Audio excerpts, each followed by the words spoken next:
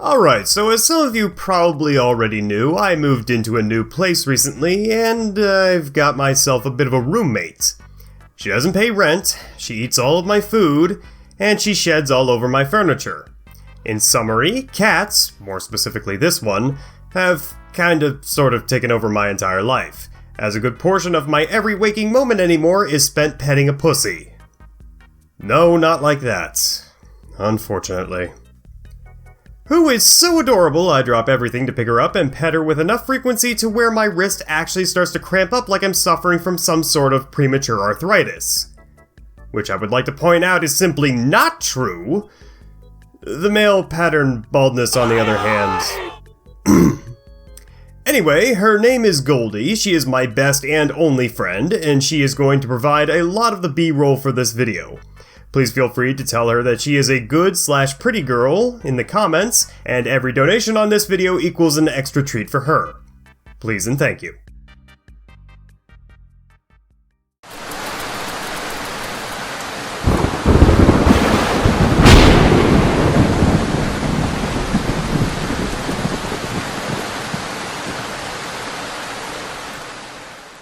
The pampering of our feline companions is really nothing new for the human race, as evidenced by the literal deification afforded to these creatures by the same culture we're about to get into here, but that was a cushy lifestyle their ancestors had to earn. The earliest archaeological evidence for domesticated cats goes back to the island of Cyprus, dating all the way back to 7500 BC. A long-ass time ago to be sure, however, nothing in comparison to the estimated 16,000 years of partnership shared amongst humans and dogs. A fact which points to the talents of cats for catching rodents and other pests to keep them out of the local food stockpile not being appreciated until after stockpiles were actually compiled at the dawn of ancient settlements and city-states thanks to the popularization of agriculture. However, deification of anthropomorphized cats may have begun much earlier, somewhere in the range of 35,000 to 40,000 years ago, as evidenced by the Lowenmensch figurine discovered in the caves of Germany in 1939. This statue holds the honor of being the first artistic creative liberty ever, as far as we know, and it's fucking furry shit. Lowenmensch literally means lion man, and clearly shows that Egypt was merely carrying on the tradition of zoomorphism as it relates to big cats. This despite the fact that European lions are now extinct thanks in no small part to some of these early cats deciding not to play along, and took the path of the European wolf minus fascism coming in to save their ass. That being said, it was only until very recently that we've come to the conclusion that domesticated cats didn't originate from ancient Egypt, a hypothesis based on a treasure trove of physical evidence which puts cats, particularly those owned by wealthy families, as one of the most important beings in the physical world, as there are plenty of mummified cats being dug up to this very day. These ancient peoples believed, rightfully, that cats were sacred animals ordained by the sun gods for their propensity to go outside and sun themselves, which apparently was their way of communicating with the royal family of gods, particularly during the periods in which Ra reigned as the supreme deity over the land. And yes, this means that anytime you see your cat sunning itself, it's narking on you to the supreme Egyptian deity. This loyalty afforded these little fur babies quite a bit of popularity in the national Egyptian mythology, granting them not one, not two, but like 40 furry bait deities. But we really only care about two of these for today. Those, of course, being Bastet and Sekhmet. Both were considered at times to be incarnations of the Eye of Ra, aka Hathor. However, both of these kitten women exemplify two wildly different aspects and mannerisms of domesticated cats everywhere. Because for every mild-mannered sweetheart, you have a crab-ass who sees you as merely the dumbass with opposable thumbs who feeds him because you know what's good for you. Only in the case of Sekhmet, far more genocidal. But we'll get into that later. Now, both cats are thought to have started out as lioness-like deities. However, Bastet is clearly the older of the two, so we'll start dissecting her first. Believed to have gotten her start as the local deity of the city of Bubastis, under the name of Buistia, Bastet is an incredibly important goddess, as not only does she have the whole friggin' city named after her, but it is believed that her name also influenced the Greek material alabaster, As to what her name is implied to mean, it gets a little bit more contentious. It's postulated that her name means the Renderer, Lady of Sept, the star Sothis, She of the Ointment Jar, or my personal favorite, the Terror, which works as like a neat little double entendre. It also relates back to the more aggressive nature some house cats may exude. A naming convention which works well for Bastet so long as she was still framed as a lioness goddess, but kind of starts to lose its luster at the beginning of the Third Intermediate period, wherein she became synonymous with the far more domesticated breeds popular at the time. However, this taming of her figure may have started much earlier than that, as the city of Bubastis has an ancient local legend attached to the lake by which the Temple of Bastet was supposedly built upon, wherein a wild and restless lion decides to take a drink from said lake and starts acting far more hospitable towards the humans living around the waterway, aka they overdosed him with fluoride. This is supposedly the first instance of domestication of a wild cat in all of Egypt, and all common house cats share an ancestor in this mild-mannered lion. So, while Bastet was designed to exemplify the physical traits of the far more ferocious cousin of the house cat, it is likely that she always represented the gentler, more approachable aspects of cats, as opposed to Sekhmet, who was always depicted as a lion, and one who would tear your face off at that. I really cannot think of two deities more alike and yet more dissimilar than these two cat goddesses.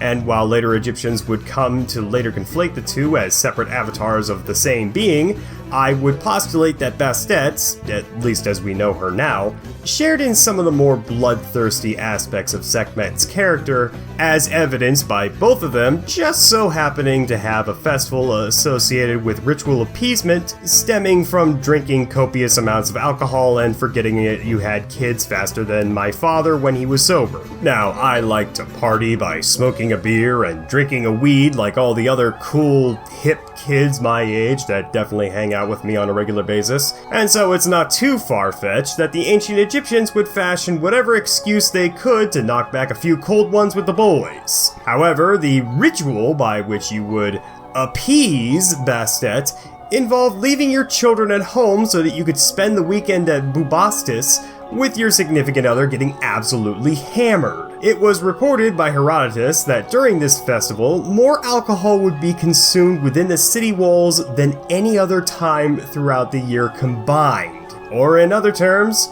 about as much as Goblin throws back in a 1 week. The same sort of rampant drunkenness is tied to Sekhmet's only surviving myth, which was practiced in the name of both deities. To give you all a synopsis of this myth, the supreme sky papa deity Ra was getting pretty old, and the people of Egypt couldn't help but notice that the old bird looked like he was about a heartbeat away from shitting himself to death at any given moment. And so they became a bit boisterous about this, carrying on about how Ra was so old he was like one of those old geezers in the comment section of any given classic rock song on YouTube. This hurt the fragile ego of the supreme deity of all the land, and gave him the big sad. After sulking in his room for a few days like a teenage girl when some no-name who starred in Glee ODs and she acts like she actually watched a show, Ra turns the big sad into the big mad and decides to do something about these traitorous tongues, and so summons the Eye of Ra, traditionally a euphemism for Hathor, to cut them off for him, both figuratively and very, very literally. Hathor then decides to take the form of a lion-headed goddess Sekhmet, and then proceeds to butcher literally any human being she could get her hands... paws on. And it just doesn't stop. For days on end, Sekhmet continually murders swaths of humans in droves, far exceeding her quota set out by Ra, to the point where innocent women and children were also being massacred as a result of her bloodlust. Things eventually spiraled out of control until the future of the entire human race was being threatened. Thus, Ra had to concoct a plan to stop the very enforcer he commissioned to do his dirty work in the first place. And so, the god prepared 7,000 cups of his strongest beer and dyed the beverage a crimson color to match that of the blood which Sekhmet craved. Apparently not stopping to question the fact that this blood didn't come from any of the humans that she had slaughtered, Sekhmet drank it all at once, meaning that by the end of it she was more blacked out than a footlocker when a new pair of Jordans drop, allowing the gods to safely collect the unconscious kitty and bring her back home. At which point Ra makes a pretty severe bro mistake. He puts his dick in crazy.